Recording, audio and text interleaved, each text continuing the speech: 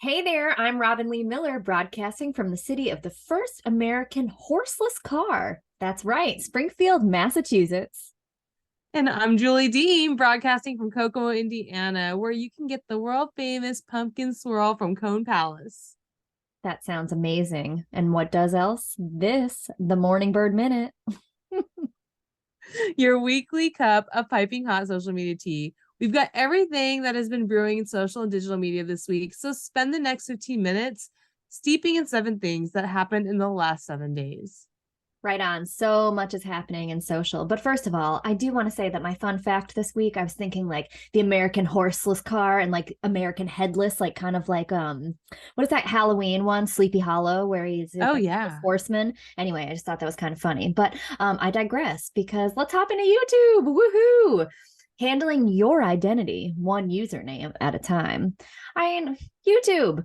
Who said YouTube was just for uploading videos and making comments on them? While we agree, YouTube is a space that is certainly filled with all those community feels. And to better help people find and engage with one another, YouTube is long overdue on introducing handles. Just like Instagram, just like Facebook, this feature gives every channel you have a unique handle, making it easier for fans to discover content and interact with you and their favorite creators. Handles will introduce a simpler and faster way to mention one another in comments, community posts, video descriptions.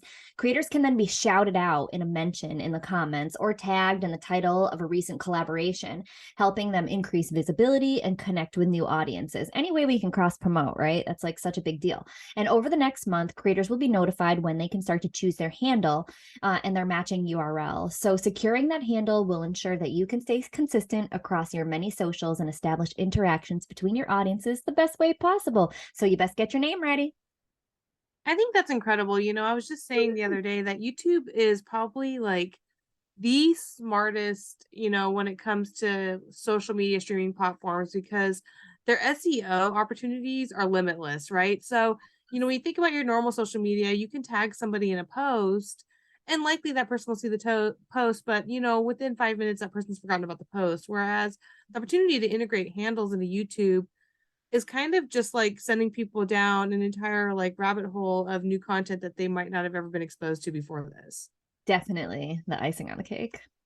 It's awesome. So I guess we'll move on to the real haunted house, Cyberland here. Aside from allowing users to express themselves creatively, be entertained, and learn new things, TikTok has been amplifying messaging about online security.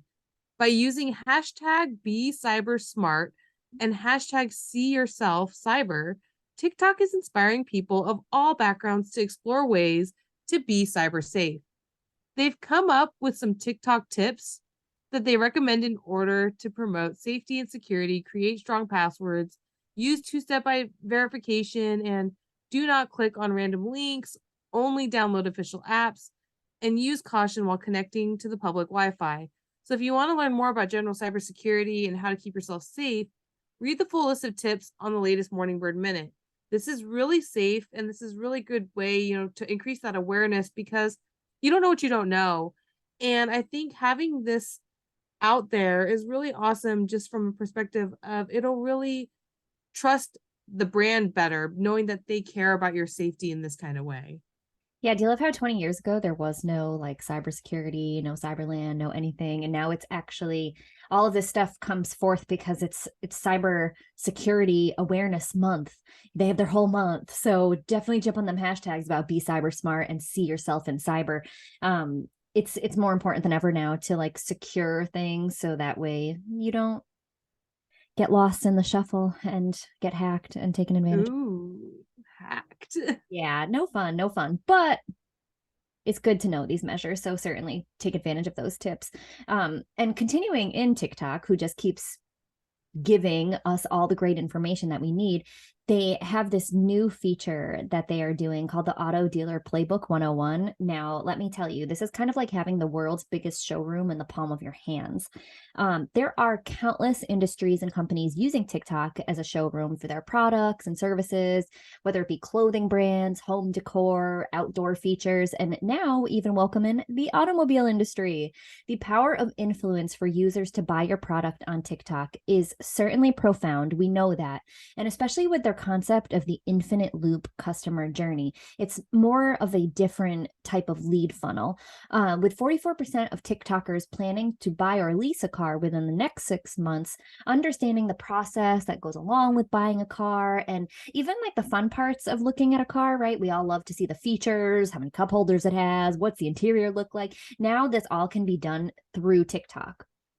Inside their Auto Dealer Playbook 101, you will find TikTok first marketing strategies, leading campaign examples, and a step-by-step guide on how you can create TikTok videos.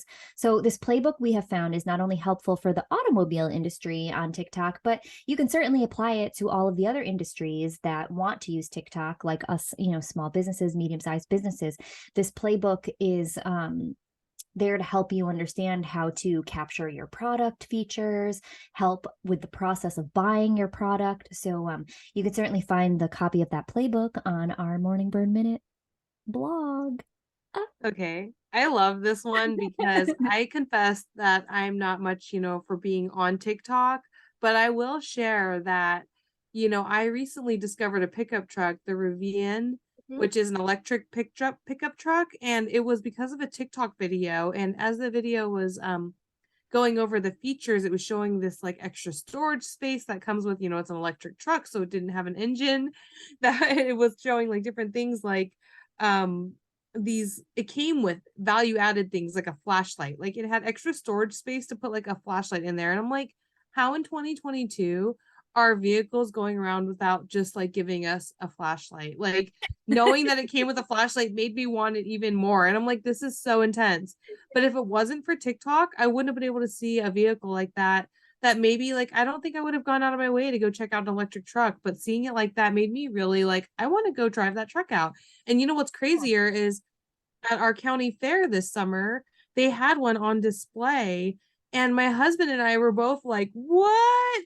What? Like, because it was, one of those like, oh my gosh, like we felt so ahead of the curve, right? Like we saw the video, like we know all about this truck, and like our friends are with us. So like, tell us about it. Like, yeah, you haven't seen this truck yet. Like, it's like it comes with a flashlight. Like, so I think TikTok is really onto something here, especially when it comes to product feature, because as somebody that doesn't enjoy going shopping for cars in general, much less shopping for other things, like when you're a mom, you don't have the time to just be putzing around checking out every little detail. Like I want to spend that time in bed scrolling through my phone looking at those details. Might as well go car shopping.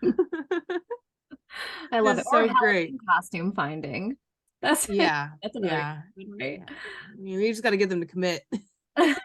But moving on. Oh, moving on. When you want to be a butterfly and a flower at the same time, Halloween costumes, right?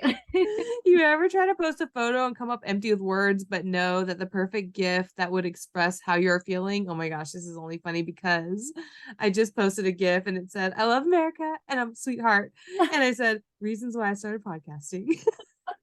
Cute. Twitter feels your pain, so they are doing something about it.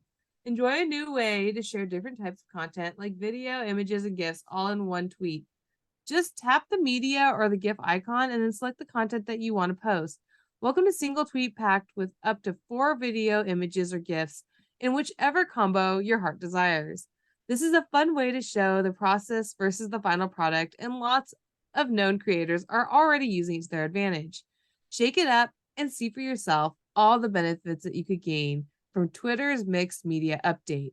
I find this especially powerful because we had just shared our Twitter was really up in their game in terms of video content and ways they were going to share media in general on their feed, making it a lot easier for that user experience to be, consuming more content ultimately is their goal, right? So they want to keep you on there longer.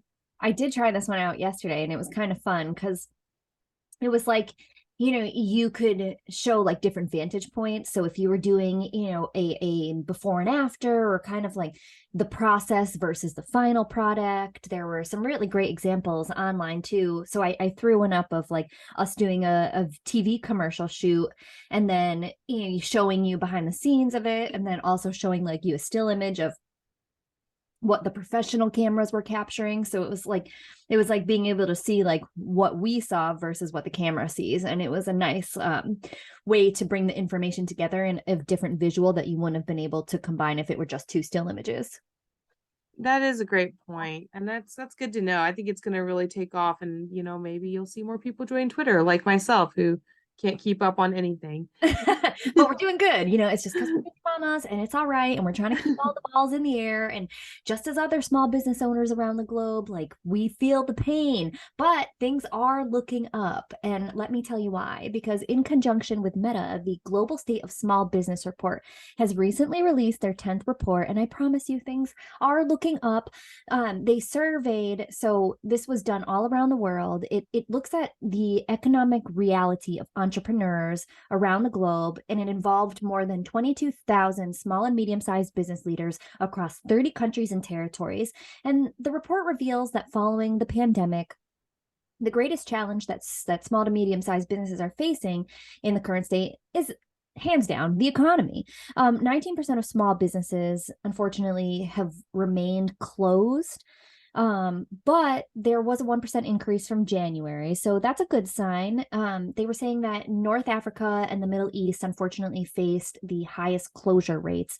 A whopping 33% of small businesses were closed, and North America was around 18%. As a result, almost a quarter of small businesses have increased their prices by 20 or more percent over just the past 6 months alone. It has been rough. Not gonna lie, I mean, I went to the grocery store yesterday and I paid $6 for a dozen eggs, and I wanted to throw up. And then I said, we're never making cake or eating scrambled eggs again until the prices come back down. But we understand the struggle's real. Moving forward, small businesses have continued to innovate and adapt to these economic challenges by using the digital tools that we have in our possession to communicate directly with our customers. Digital tools can also be used for other business activities, including advertising, used to sell goods and your services directly. So that's a bonus. As the economy continues to affect the trajectories of us small businesses, it's important to remain optimistic, which I know sometimes can be hard, but the business's future can only get better, right?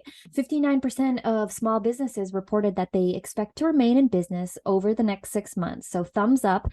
Great job showing your resilience, and make sure to use those digital tools for new opportunities to grow. If you want to read more about the Global State of Small Business Report, you can always check that out on our MorningBird Minute blog.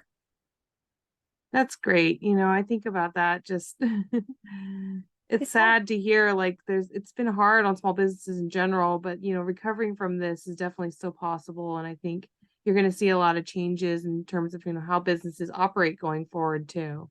Yeah. Yeah, but So there is positivity. You think outside the box, you do some different ways of marketing. Like they said that most small businesses who continue to advertise, especially during times of economic recession and downturn, actually come out on top because there is less advertising dollars out there, and you're saturating the market with your messaging. So if you can do it, I mean, whatever means it takes, barter, trade it out, do something, keep yourself out there and relevant. I agree. And there's so many ways to do that. So, this brings us to our next point where you just don't really want to let marketing frighten you. Yeah. Do you think outside of the box when it comes to your marketing? Because we came across a fun campaign by MailChimp, who, if you didn't realize, is also part of the Intuit umbrella for Think QuickBooks, called Guess Less, Sell More. They had their creative agency, Wink, come up with totally fun, eye-catching visuals inspired by everyday relatable concepts to stop you in your tracks. Cool. Campaigns like these remind us to consider who our audiences are and what inspired us to pursue these passions in the first place. How can you take some common services, products, and ideas and turn it into something extraordinary? We're always trying to find new ways to reach our audiences, and sometimes we get stuck in the monotony of the grind. So, how can you make your marketing less scary and more fun for yourself? P.S. Hmm. The whole point of the MailChimp campaign is that they want to help you scale your business using powerful marketing automation tools and data insights. what I find really interesting about this is it's kind of similar to, HubSpot's marketing, right? They've really stepped it up in terms of the value added, free resources, and these different opportunities for you to really learn. There's no excuse anymore today to not see different ways to market yourself. And I think gone are the days of, print media and zip codes. As much as they're still having their relevance, we've got to expand to new things. And I think digital marketing is where it really is coming into play, where, you have to go where your consumer is. And if your consumer is on Facebook and they're scrolling all day, maybe that's where you need to be putting more of your marketing dollars.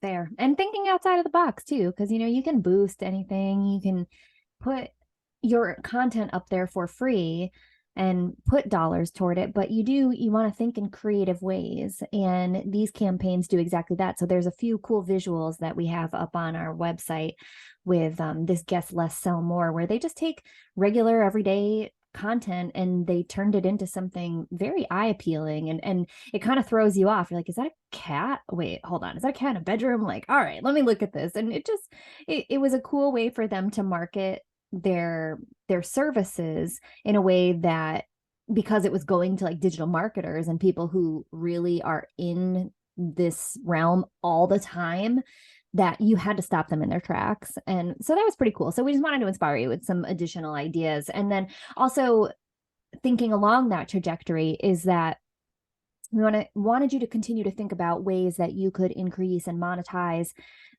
through different softwares. And this one in particular, the app Adobe Experience, they just released a marketing mix modeling service that delivers you powerful AI technology in which it helps you assess the business impact of your marketing and advertising budgets. So that also reduces the time it takes to collect, analyze, act on the insights that you have from months down to like weeks. It allows you to forecast, focus, target resources for future campaigns more effectively and efficiently.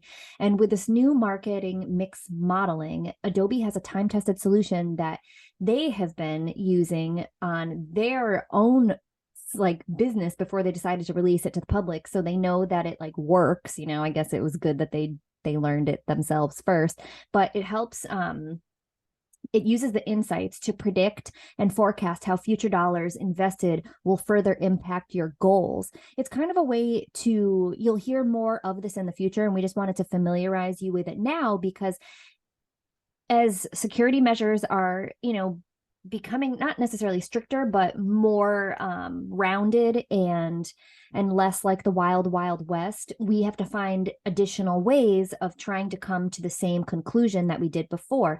And the internet, tracks you through cookies and all these types of things, and Apple has implemented privacy measures that block all of these. And now we're not having the same access to that kind of data on Facebook and things of that nature. So it has made marketing and targeting a bit more difficult, but there's also always a solution to these matters, right? So we're using AI marketing to give this mixed modeling service. And I think you'll see a lot more of this in the upcoming months and years. Just to keep it on the forefront of your mind, Yeah, no, I think that's great. That's awesome. Absolutely. So we want to make sure that we're out here providing you with the best of the best that you need to build that social presence.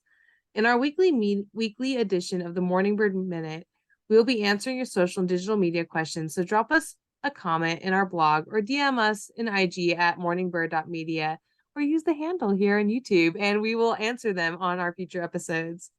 That's right. That concludes this edition of the MorningBird Minute, a MorningBird Media original. I am Robin Lee Miller. Thanks for tuning in. New episodes drop each Sunday, so you can fly ahead of your competition. Don't forget to throw your name out there, girlfriend. She's Julie Dean, by the way. Julie Dean, and we will see you next week. Bye.